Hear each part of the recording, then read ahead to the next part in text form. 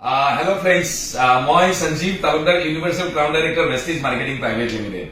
আজি আপোনালোকৰ লগত এটা নতুন ভিডিঅ'ৰ মাধ্যমেৰে আজি আপোনাৰ সন্মুখত আছো আৰু ভিডিঅ'টো হয় মোৰ সন্মুখত আপোনাৰ নামটো স্যাৰ? মোৰ নাম মুকুট চহৰীয়া। মুকুট চহৰীয়া ছাৰৰ লগত আছো আৰু মুকুট চহৰীয়া ছাৰ আমাৰ ভেষ্টিজৰ এজন বহুত আগৰ এজন ডিষ্ট্ৰিবিউটৰ আছিল, মাজতে তেওঁ ষ্টপ হৈছিল, তাৰ পিছত আকৌ ভেষ্টিজত ৰিষ্টাৰ্ট কৰিছে। তেখেতে এজন ডায়েবেটিক পেচেণ্ট, ডায়েবেটিছ আছিলে আৰু ডায়েবেটিছ তেখেতৰ আছিল কিমান আছিল ছাৰ ফাষ্টিং?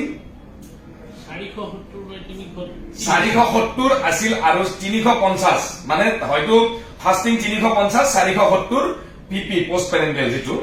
আৰু সেই ডায়েবেটিছৰ সেই ৰিপৰ্টটো ক'ত দেখাইছিল, কোন ডক্টৰৰ লগত কনচাল্ট কৰিছিলে? প্ৰথম ছাৰ মই চান ভেলীত দেখাইছিলো। চান ভেলীত মানে দেখাইছিল, তাতে কোন ডক্টৰ আছিলে?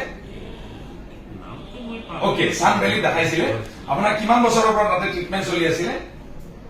ছাৰ 2 মাহ ট্ৰিটমেণ্ট কৰিছো, কিন্তু পইচাৰ অসুবিধা।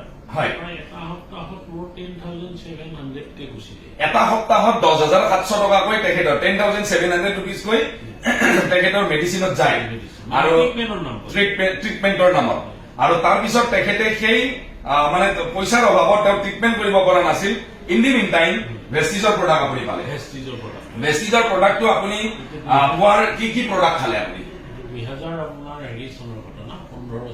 2015 চনৰ ঘটনা। ভেষ্টিজৰ প্ৰডাক্ট কি খাইছে আপুনি? ভেষ্টিজৰ ছাৰ প্ৰথম খাইছিলো মই নিম, নিম কেইটাকৈ খাইছিল ডেইলি? নিমটো ছাৰ মোৰ যেতিয়া বেমাৰটো বহুত বেছি আছিল তেতিয়া মই 8টা 6টা ইমানলৈকে 6টা 8টালৈকে নিম খাইছিল পাৰ ডে।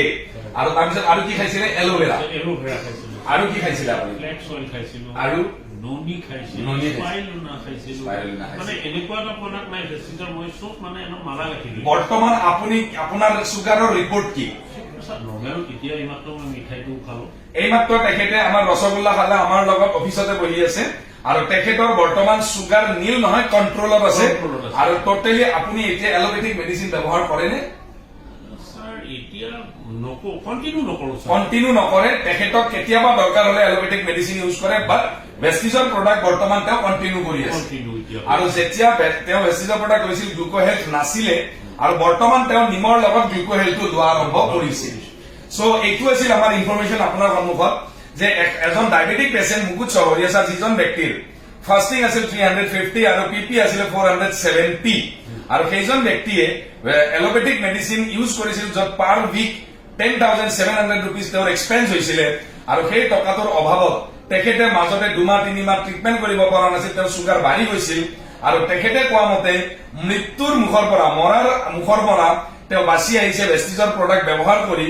আৰু তেওঁ ভেষ্টিজৰ প্ৰডাক্ট ব্যৱহাৰ কৰিছিলে নিম কেপচুল, য'ত পাৰ ডে 6টা 8টালৈকে খাইছিল, এলোভেৰা খাইছিল আৰু ননি খাইছিল, ফ্লেক্সৰ খাইছিল, গেনোডাৰ্মা খাইছিল। আৰু এতিয়া নতুনকৈ তেখেতে আকৌ গ্লুকোহেল্থ লোৱা আৰম্ভ কৰিছে। আহক আপোনালোককো ইনফৰমেশ্যন দিওঁ, কাৰণ আজিৰ ডেটত diabetes is one of the child killer disease. প্ৰত্যেকে ভেষ্টিজৰ এই প্ৰডাক্ট ব্যৱহাৰ কৰক আৰু প্ৰত্যেকৰে স্বাস্থ্যটো ডায়েবেটিছৰ পৰা মুক্ত কৰি ৰাখক। Thank you so much. আকৌ লগ পাম নতুন ভিডিঅ' এটাৰ মাধ্যমেৰে। Wish you well.